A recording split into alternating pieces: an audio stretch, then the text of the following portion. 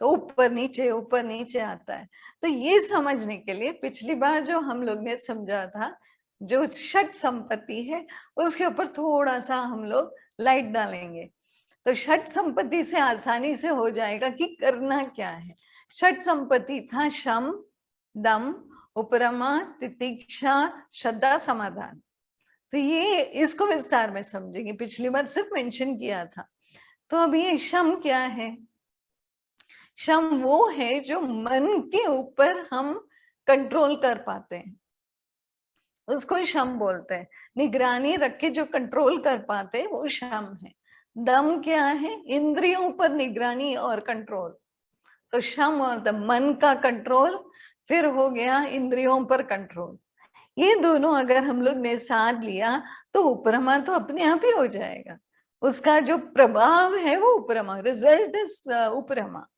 तो उपरति भी बोलते हैं, कई स्क्रिप्चर्स में मैंने पढ़े उपरति बोलते हैं, किधर किधर उपरमा बोलते हैं।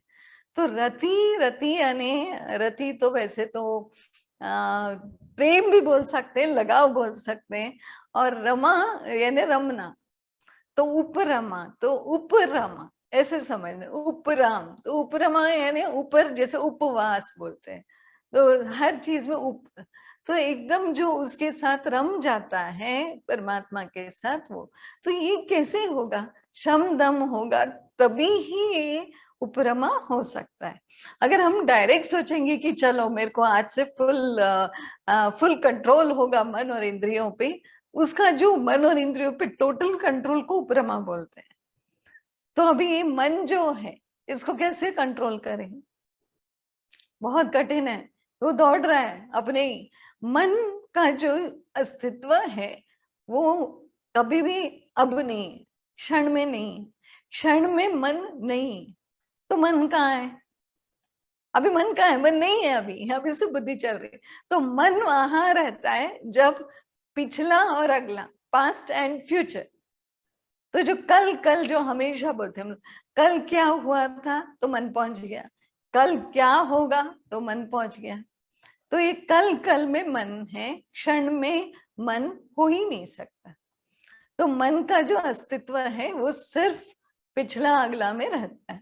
तो हमको ये याद रखना है कि अगर कुछ मन को कंट्रोल करना मुश्किल लग रहा है, यानी मन को कंट्रोल नहीं करना है, क्षण में जीना है। मोमेंट टू मोमेंट जो हम बोलते हैं, क्षण में जीना है। क्षण में जिएंगे तो कल और कल में जाने के लिए मन को देना नहीं। लेकिन मन कैसे पहुंच पाता है कल और कल में, ये भी सोचना है। फिर अगली जो आती है वो इंद्रियां हैं। इंद्रियां भी मुश्किल है। इंद्रियां क्या है? इंद्रियां घोड़े हैं। तो मन में पहुंचने के लिए इंद्रियों का यूज होता है।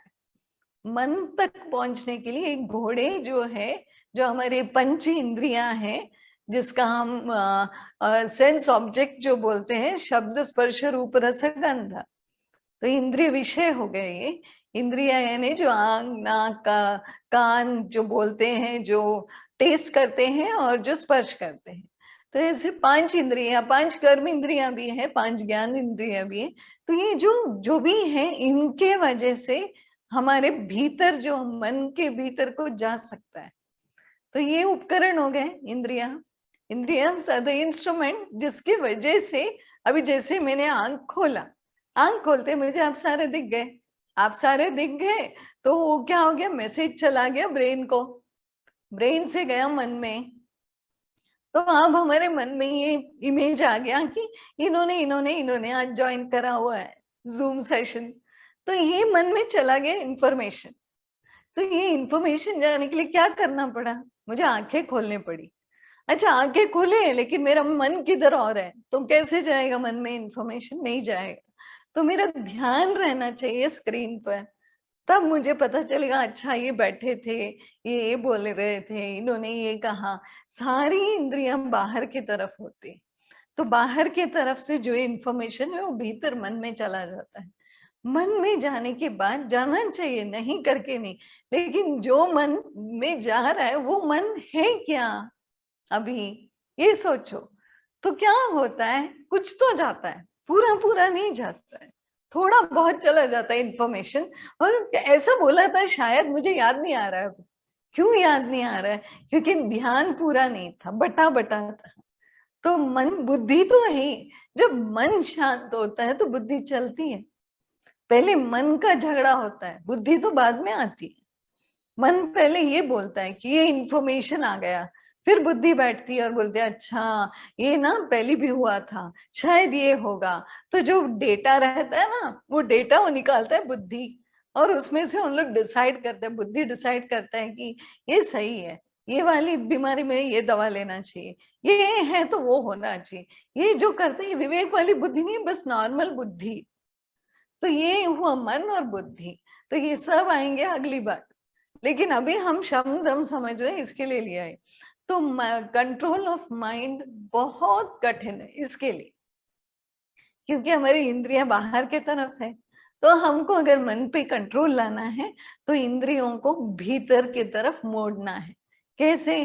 कूर्म कैसे करता है, दूसरे चैप्टर में जैसे कृष्ण ने समझाया कूर्मोन गानीव, तो उन्होंने क्लियरली बोला कि जो एक टॉर्टॉइस है, कूर्म है, वो कैसे कुछ भी देखता है ना डेंजर, तुरंत से अपने सारे जो पैर हैं पूरा अंदर ले लेता है, और बाहर से कोई देखिए तो बस एक मोटा सा उसका शरीर दिखता है जो पत्थर जैसे होता है, तो उसके इंद्रियां अंदर चले गए। तो कूर्म को पता है कि जब कुछ डेंजर आए तो हमारी इंद्रियों को अंदर की तरफ ले लेना है। अभी हमको डायबिटीज है और बहुत बड़ा डब्बा आइसक्रीम का, 2 डब्बे लड्डू के, और गुलाब जामुन और बस रबड़ी सारा रखा हुआ है, तो हमको कूर्म की तरह अपने इंद्रियों को अंदर ले लेना है। बहुत कठिन है, क्योंकि जो पहले की जो उसकी मेमोरीज है, जो जो उसके याद है, वो मन बोलता है कुछ नहीं होगा, थोड़ा सा खा लेंगे बस, इसका एक एक एक एक एक, एक पीस खा लेंगे, फिर तो बढ़ जाता है हमारा शुगर। ऐसे ही तो बस एग्जाम्पल था, बट ऐसे बहुत सारी चीजें हैं जहाँ पे इंद्रियों की तरफ हमारा जो इंद्रिय विषय है उसके तरफ इंद्रियों का खिंचाव है, और वो सारे जो भी वो देख रहे हैं, सुन रहे हैं, खा रहे हैं, छू रहे, सब सुन रहे, सब कुछ भीतर इंफॉर्मेशन चला जाता है। तो इससे जैसे ही कुछ दिखा जो हमारे काम का नहीं है, तुरंत से क्या करना है? प्रत्याहार करना है, यानी सारे इंद्रियों को अंदर अंदर के तरफ बंद करके, जैसे हम रात को क्या करते हैं, कुछ सुनते ही नहीं, कान बंद हो जाते हैं, कुछ भी कोई भी आवाज करो, मेरे को नींद लग रही है, बस कान, कुछ सुनाई नहीं देता, कुछ देखना नहीं, आंख बंद, मुंह बंद, कुछ खाना नहीं, कुछ छूना नहीं, बस बेडशीट उठ के सो जाते हैं। तो सारे इंद्रियों को अंदर लेके सो जाते हैं।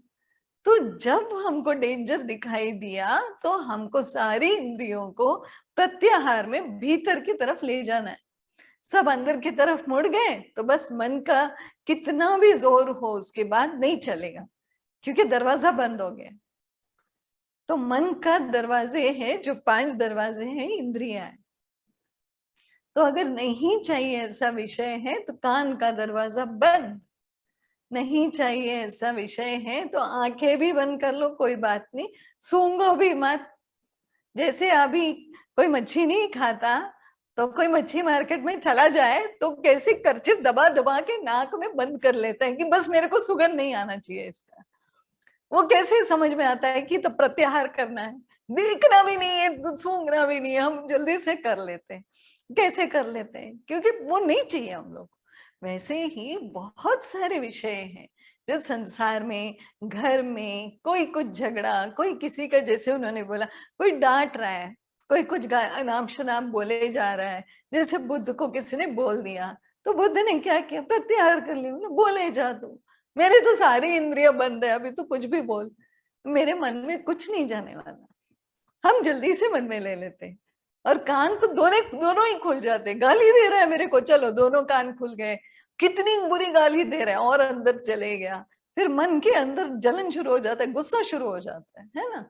ये पहले ही अगर गाली दे रहे, चलो कान वान के पर्दे को बोलेगा, कुछ सुनना नहीं, ज्यादा कोई जरूरी नहीं है, प्रत्याहार, और अपना जो जो हम लोग जप करते हैं, कुछ करके एकदम शांति से बैठ जाना, सुनना ही नहीं। सो ऐसे हम लोग को कंट्रोल आ सकता है, बाकी कोई तरीका नहीं है, ऐसा कुछ क्विक रेमेडी नहीं है।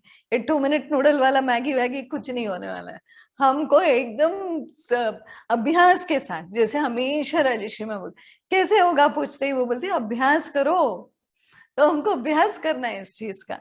तो इसके लिए छोटी छोटी बातों से, जैसे खाना है, कुछ सुनना है, नहीं सुनना ही है ऐसी वाली बातें, बस कान बंद।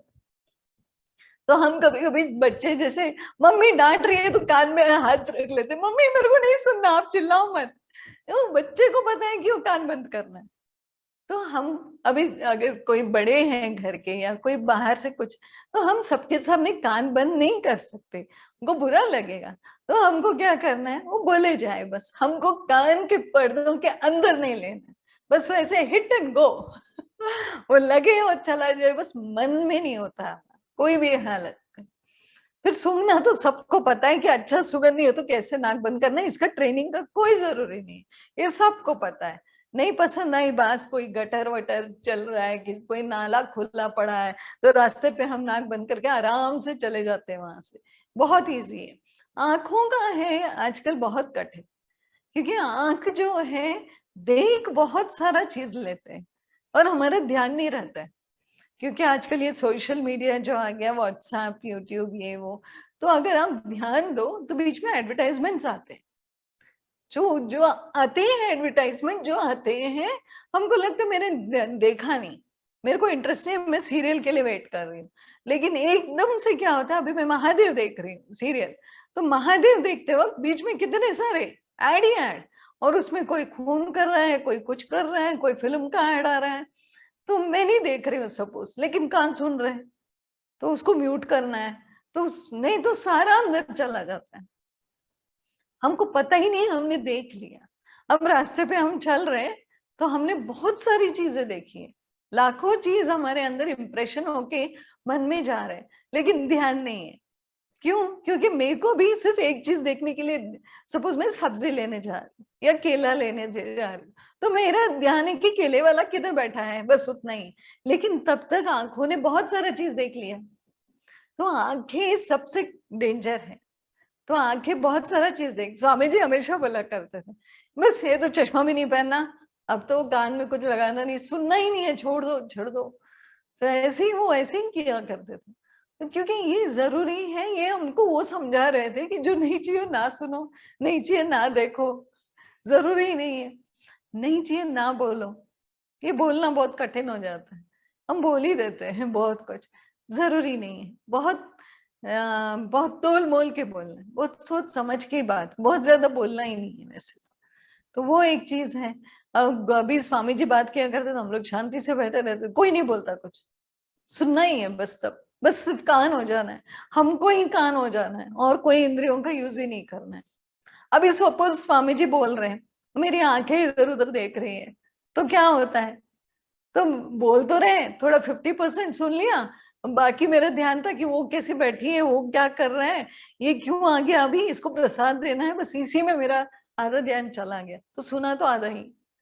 तो इसके लिए जब हम सुन रहे तो हमको कान ही हो जाना है, देख रहे तो आंख ही हो जाना है, पूरा सारी इंद्रियों को आंखों की तरफ ले जाना है, उसका पावर। और सुन रहे तो सारे इंद्रियों का पावर कान में ले आना है। क्या सुन रहे तभी हमको पता है, कोई डांट रहा है, कोई झगड़ रहा है, तब हम ये कर लेते हैं, सारी इंद्रियों को एकत्रित कर लेते हैं।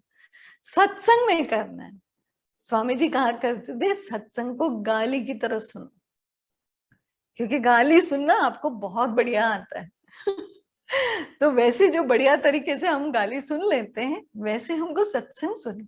10 साल पहले उसने मुझे ये बोला था, मैं तो जिंदगी भर नहीं भूल पाऊंगी, ये हम लोग बोलते हैं। अरे गया भाड़ में, उसने क्या बोला 10 साल पहले, हमको क्या करना है। अभी 5-10 साल पहले स्वामी जी ने क्या बोला था, कुछ याद है हमको वो वहां गड़बड़ हो जाती है ना।